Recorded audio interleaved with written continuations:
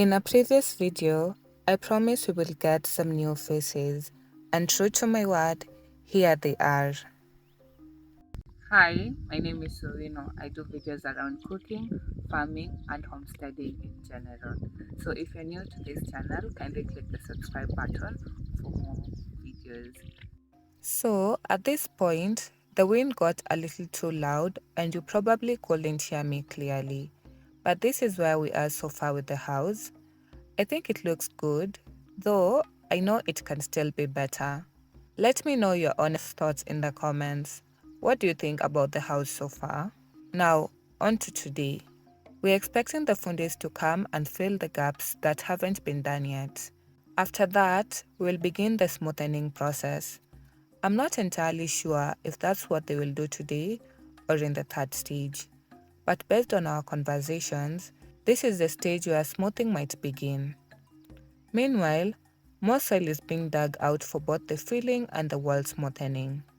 Later on, we'll also bring in red soil once this second phase of wall work is done. We also want to clean up the compound. It's a bit of a mess after the Makuti team left. There are ropes, bits of paper, pieces of Makuti, just things scattered everywhere. So that's also on today's list. If time allows, we might check on the kitchen garden. You may or may not see it in this video, depending on how the day goes. But if not, we'll do a full video on it soon, showing the journey from day one to where it is now. The rains have really helped the plants. Honestly, they are looking so much better than before. And once the fundies arrive, I'll show you exactly what they are working on. The fundies finally arrived and got straight to work. One of them started digging the soil, while a duo was packing it into the wheelbarrow. Meanwhile, another fundi was trimming the overlapping phyto. To be honest, I wasn't too quick to celebrate. Some of the earlier work wasn't exactly what we wanted once we checked again. So this time, we are paying closer attention to the details, just to make sure everything is done right before we move on to the next step. We are back at that phase of digging, packing, and pouring soil into the rooms. And I didn't think it would be this intense. I kept on asking the fundis, won't that be enough? Almost every time they brought in a new batch. Because from what I had in mind, we were just supposed to fill in the small tiny holes left here and there. But clearly, I had underestimated the work ahead. The more they dug and poured, the more I realized just how much soil was actually needed to get the walls leveled properly. At some point, I even started feeling like we were building a hill inside the house. I think sometimes when you're not the one physically doing the work, it's easy to assume it's a quick fix. But standing there and watching all that back and forth, the effort and the sheer amount of soil involved, I had to take a step back. On the good side though, the semicircle on the front that was being dug was moving, and now you can start seeing it forming. It became a full-on routine, shoveling soil into the wheelbarrow, wheeling it to the pantry, offloading it, and heading straight back for more. They kept at it without hesitation, each step following into the next. I honestly don't know how they knew exactly how much soil would be enough. There were no measurements, no markers, just this quiet certainty in their movements. It was almost like they could feel it in their bones, like years of experience had taught them to trust their instincts. To me, though, it seemed like guesswork. The entire process felt like a never-ending cycle, like the space was constantly demanding more soil, with no clear end in sight. Watching them work made me wonder just how much more it will take to get everything in place. Even though it felt repetitive, I could tell this was an important step that was going to pay off in the long run. By this point, most of the rooms had already been filled with soil. The washroom, the bedroom, even the hallway were all done and just sitting there, waiting for the next step.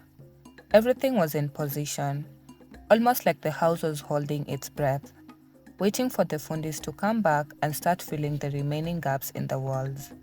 The spaces were quiet, yet full of potential. It was one of those in-between moments where you can see the work taking shape, but you also know there's still a long way to go before it feels finished. That pause between stages somehow makes you even more eager to see the transformation continue. Right now, you can see the rice straws hanging because all they did at the time was detangle them from the whole bale, not trimming or cutting it. But that's not something to worry about. They'll still come in at a later stage, and that's when we'll cut them properly. You'll see how nicely they'll be incorporated into the walls. It's one of those details that might look a bit off now, but once the process moves forward, it will all make sense. Sometimes I wonder if people truly value the trust we place in them, especially when it comes to building something so personal. Like with this wall unit recently, I honestly believed it had already been fully filled, only to realize later that wasn't the case. And because we weren't on site the entire time, it's hard to say what really happened. Maybe it was miscommunication, maybe just oversight. We'll never really know. Have you ever experienced that in your own build, where you step away for a bit, trust that everything's on track, and then come back to find things aren't quite as you expected? I think being new to this made us a bit vulnerable. Maybe they saw that. It's not about pointing fingers. It's just the reality many of us face when trying to build with heart and relying on others to help carry the vision. And maybe that's why on this particular day, I found myself picking up a djembe and getting into the digging myself. I just wanted to feel the soil in my hands, to understand the work firsthand. In one corner, they had paused because they had hit a patch full of stones. Remember when I mentioned how rocky this land is? I was still surprised to see just how many stones were tucked away in places you wouldn't expect. Not one or two, dozens, just waiting below the surface. We'll show you more of that in upcoming videos. But in the moment, I was in a soft spot, and the digging was easier. I didn't have much on my plate that day, so it felt right to join in. There's just something fulfilling about taking part in the process, even in the smallest way, whether it's digging a few rows, helping shape a wall, or pushing a wheelbarrow. I feel like these moments leave a mark, not just on the house, but on me too. This isn't just a project, it's a future home. One day, I want to be able to say, look, this corner, I helped dig that, and maybe tell our children stories of how we started with bare land and turned it into something beautiful. What about you? Are you the type who likes to be on the ground, sleeves rolled up, or maybe you would love to, but work or life keeps you away, and you're trusting others to hold it down? Either way, I know many of us are doing our best to build something meaningful, and it's not always easy. Sometimes I think these little efforts, sweating a bit under the sun, getting dust on your hands, that what makes the whole journey feel personal. It's not just about seeing the house rise. It's about knowing you are part of it every step of the way. And even if the task seems small in the moment, later on, when the house is complete, those memories will mean everything. It's easy to sit back and watch others do the heavy lifting. But when you step in, even briefly, the connection becomes deeper. It stops being just a building project and start feeling like you're pouring a bit of your heart into every layer. And that's a story no one else can write for you. The weather today took us right back to the time we hiked Mount Kenya. What a beautiful experience that was. It wasn't even planned. Just one of those spontaneous adventures that turned out to be unforgettable.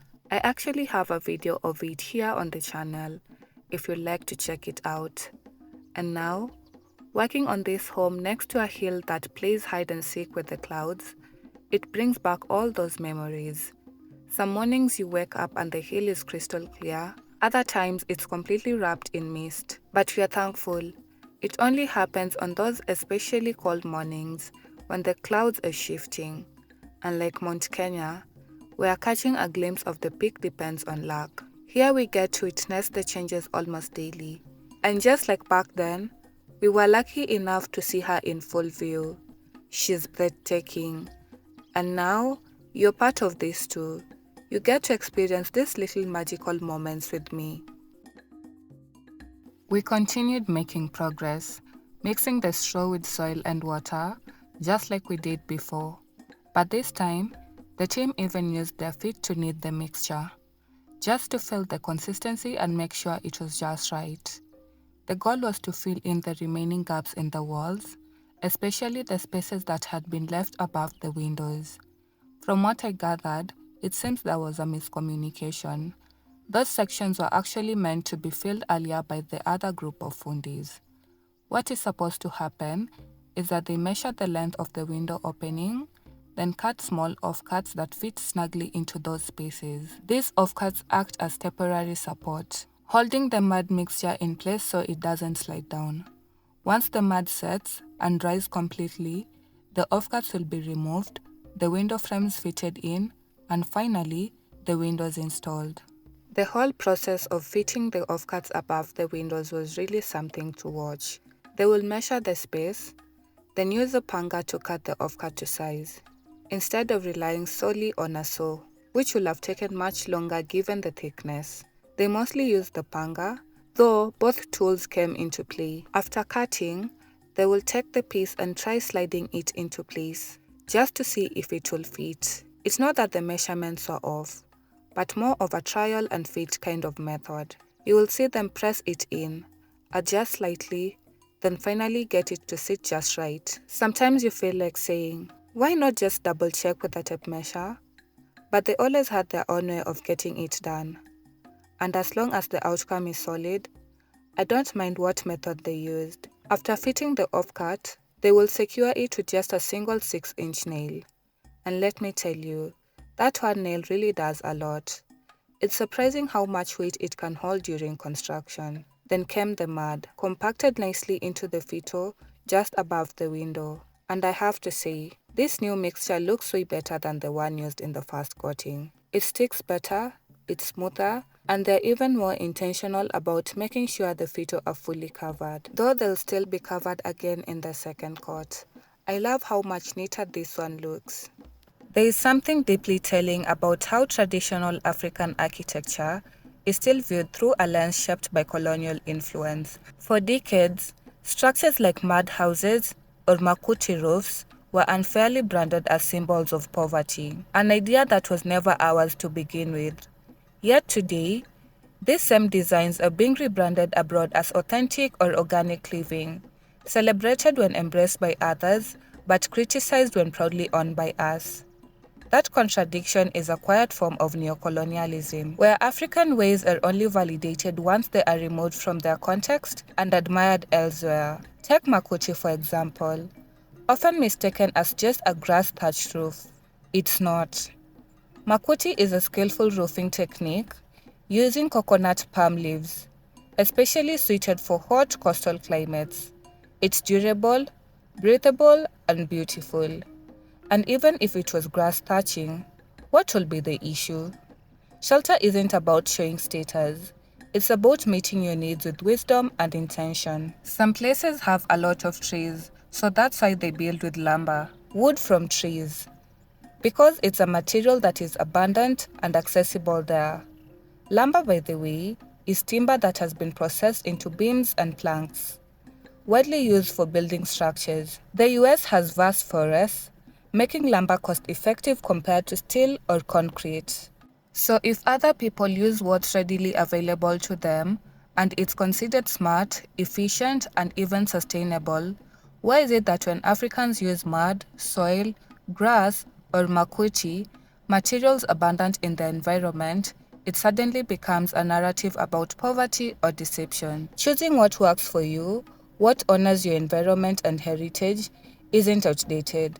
It's wisdom, it's urgency, and it's time we unlearn the mindset that only foreign ways are the right ways. What many people often overlook is that architecture, at its core, is a reflection of environment, culture, and available resources, not a status symbol. For generations, communities across Africa have built with earth, wood, stone, and thatch, not because they lacked modernity, but because these materials made sense. They kept homes cool in the heat, were affordable, and required no foreign import to maintain. So when someone suggests that building with natural or local materials is somehow outdated or meant to portray Africa as poor, it misses the entire point. This isn't about recreating poverty. It's about reclaiming knowledge. It's about building in a way that respects both the land and the legacy, just as it would make no sense for someone in Alaska to build with bamboo. It makes little sense for us to ignore the abundance and intelligence of what our landscapes offer.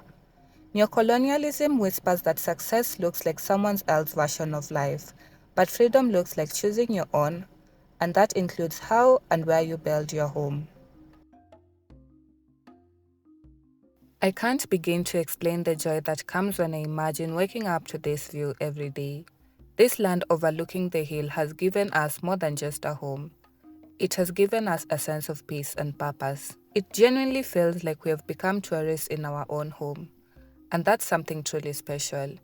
We used to travel far and wide searching for places that resonated with us. Those rare destinations that feel untouched, grounded, full of culture and soul.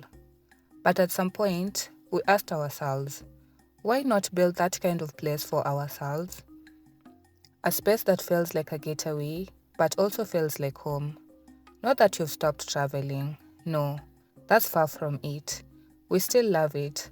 But now, we have our own little sanctuary. A place that reflects the kind of experiences we seek when we are away. Raw beauty, authenticity, and connection to the land. It's not about replicating luxury.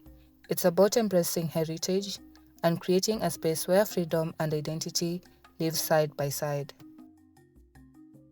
I don't know if you can see it clearly through the video, but there is definitely a difference.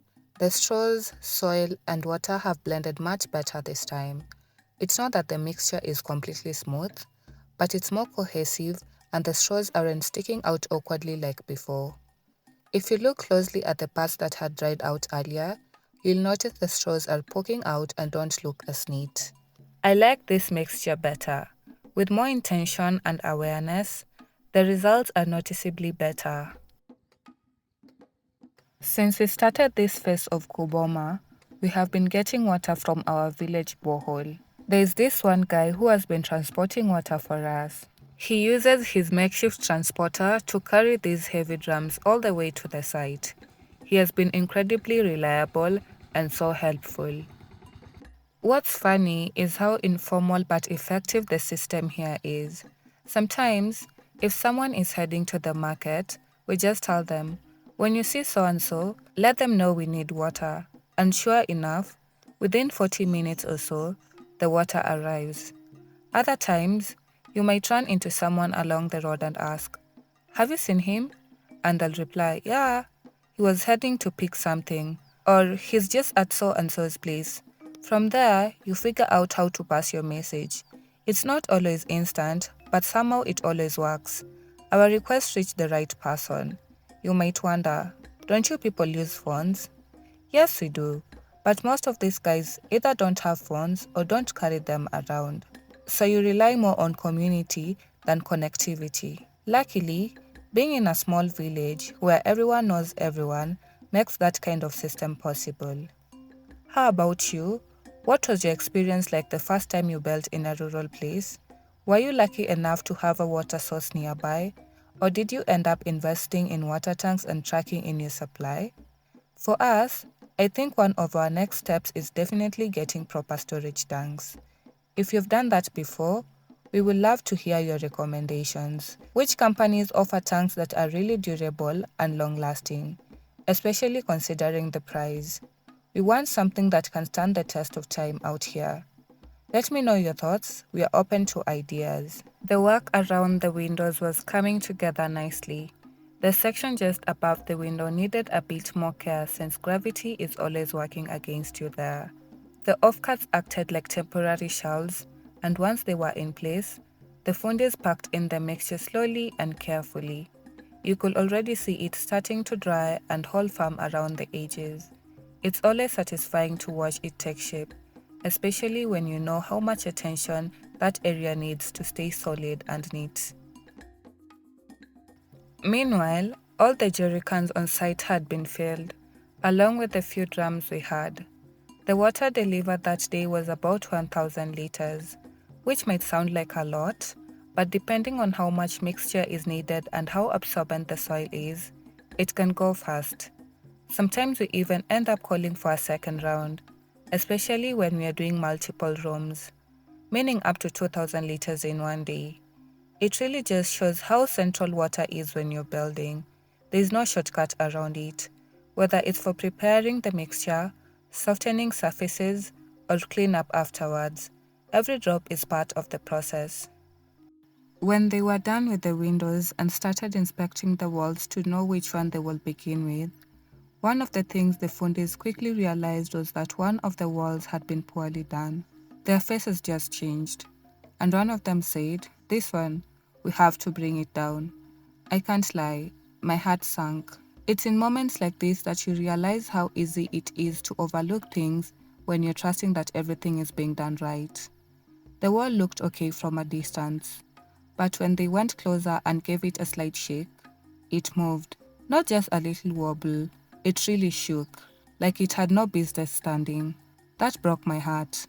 Have you ever had to destroy something that you had already spent money, time, and hope on, just because it wasn't done properly? We stood there watching as they picked up logs and started hitting the walls. I don't even know how to describe the feeling. Every hit felt like a personal blow, and yet the wall didn't even resist. It just gave in and crumbled like a pile of dust pretending to be a house. My husband and I were even trying to lighten the mood, joking that if we dared sleep under the wall one day, we would probably have woken up coughing and spitting out soil, wondering what hit us in the night. But in truth, it wasn't funny. It stung. Because no one wants to see their efforts, their progress, their money just fall apart like that. But at the same time, I was grateful we caught it now, before going too far.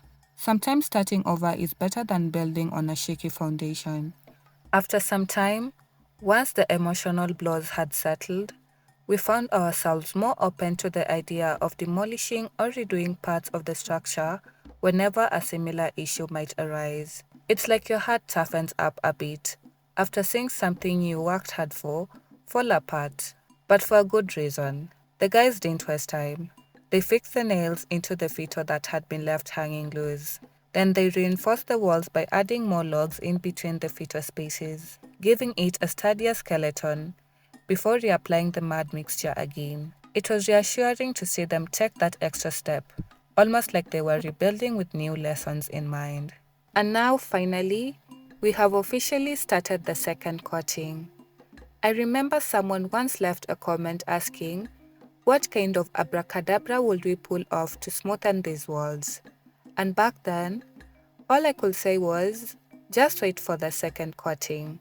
Well, the wait is over, and now it's time to see what kind of magic these guys will work.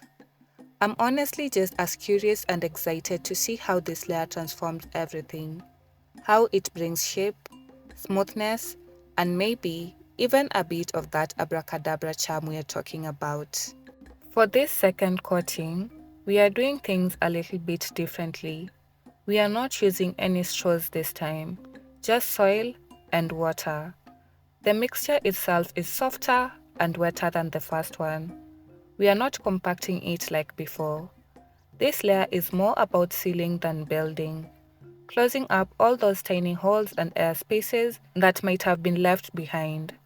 You know, when we were recording earlier, you could literally see little beams of light poking through some sections of the wall where the soil hadn't been compacted well into the fito. But now, with this smoother, wetter mixture, the goal is to smear it across and seal everything properly, like putting the finishing touch on a canvas. It's all starting to come together now. You can probably feel how excited I am for this phase. It honestly felt like such a fun and satisfying part of the build. The way they collected the mud mixture, grabbed small bits in their hands, and slapped them onto the wall with such rhythm. It was almost therapeutic to watch. Then came the panga, and it was like watching an artist at work, carefully slicing off the excess, trimming down the overlapping parts so the wall could take shape neatly. Meanwhile, more soil was being mixed nearby, and the work didn't stop. smoothing, leveling, and covering all those little rice straws that had been sticking out awkwardly from the first coating. Bit by bit, the wall started looking more refined, almost like it was wearing a new skin.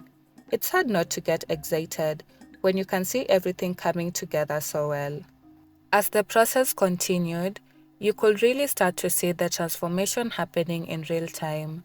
What once looked rough and patchy was now beginning to look clean and intentional. The mud mixture for the second coating spread almost like a thick natural plaster, filling in gaps, softening sharp edges, and giving the wall this beautiful earthy tone. It's like the wall was finally being dressed properly after walking around half-clothed for weeks, and the team made it even more enjoyable to witness. There is something so grounding about using your hands and simple tools to build something beautiful. What made this phase even more fulfilling was just how hands-on everything felt.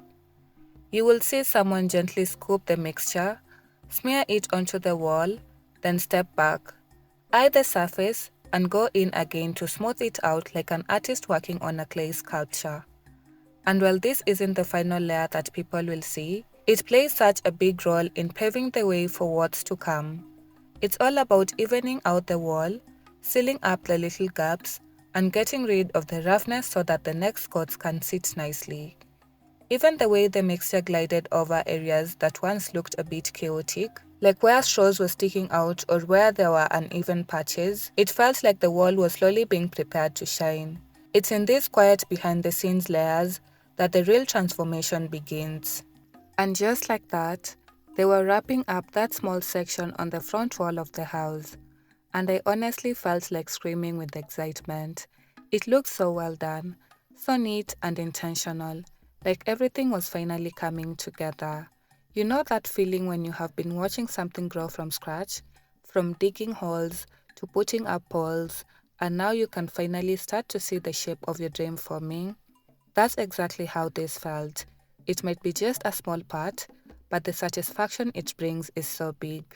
What amazed me most was how much more defined the house was beginning to look. That once rough surface with sticking straws and uneven patches was now taking on a cleaner, smoother appearance. Even though we still have more layers to go, just seeing this transformation in real time felt like a win. It's those small changes that reminds you progress doesn't always come in big flashy moments. Sometimes it's just a well-smeared corner or a nicely leveled wall that fills your heart with pride. And mark you, this wasn't even a fully leveled wall yet.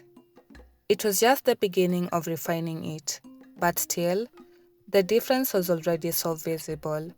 The hanging straws had disappeared.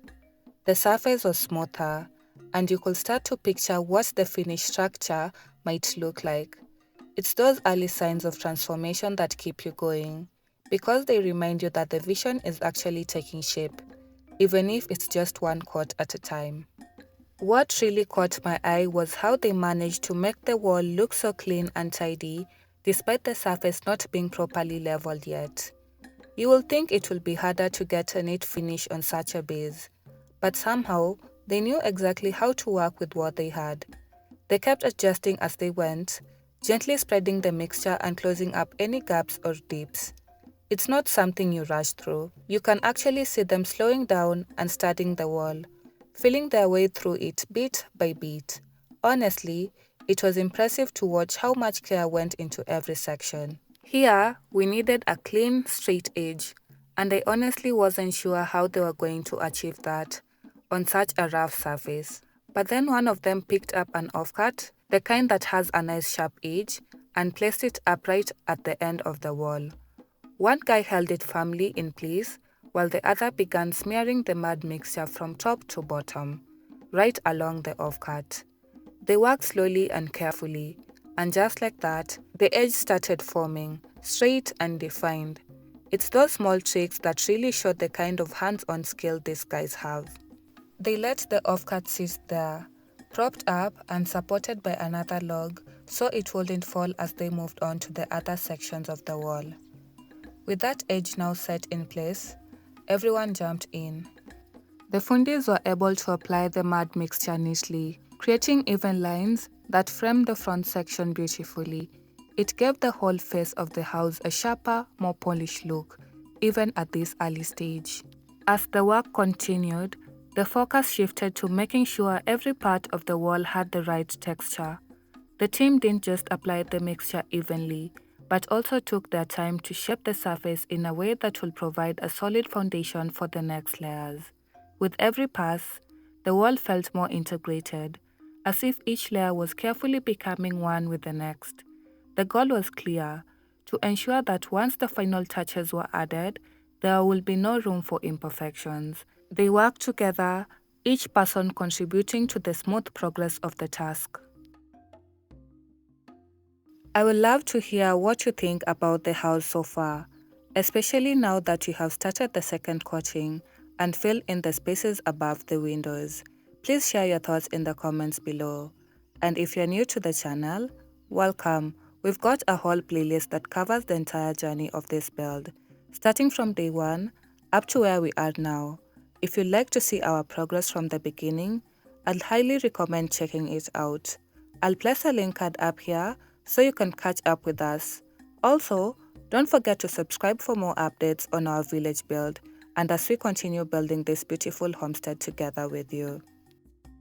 It's been such an exciting process seeing how each phase of the build comes together, and it feels like we're getting closer to turning this vision into a reality. As we continue with these next steps, it's amazing to reflect on how far we've come and how much we've learned along the way. Every little detail, from the soil mixtures to the offcuts used to shape the edges, brings us one step closer to completing this dream home. I'm truly grateful for everyone who has been part of this journey, whether in person or through the comments and support we receive here. Let's keep moving forward. There's so much more to come. I decided to join in because it looked so much fun to do, and I really enjoyed myself. It wasn't just about overseeing the work anymore. I became part of it, smearing the mud on the walls, shaping the edges, and seeing the transformation firsthand. It's like I got to experience the creation of this home in a whole new way. It was a great feeling, being right there, contributing to something so meaningful to us. So this is the work that I told you that will be done today. So far, it looks very good. I'm super excited about it. They have smoothened the wall, but this is what I'm seeing right now. They've smoothened the wall, and then all the windows have been put together. It looks really nice. All the windows, and then so they've done just the front part of the house. So hopefully tomorrow they do like the sides of the house or maybe behind. I don't know where they will reach, but depending on their face. And then after that, they'll go inside.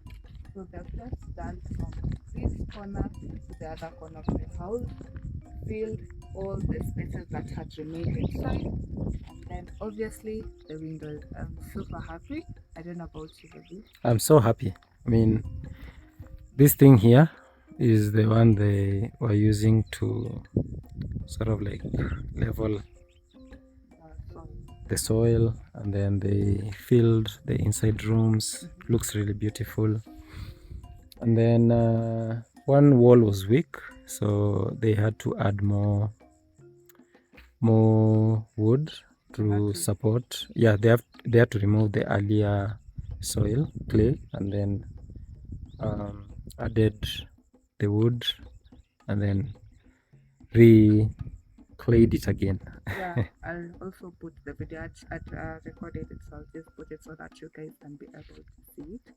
But so far, I'm just Yeah, happy. so far so good. Yeah. Okay. Yeah, so guys, that's it for today. We wait and see what they will do tomorrow. Until next time, bye. We shall try again tomorrow.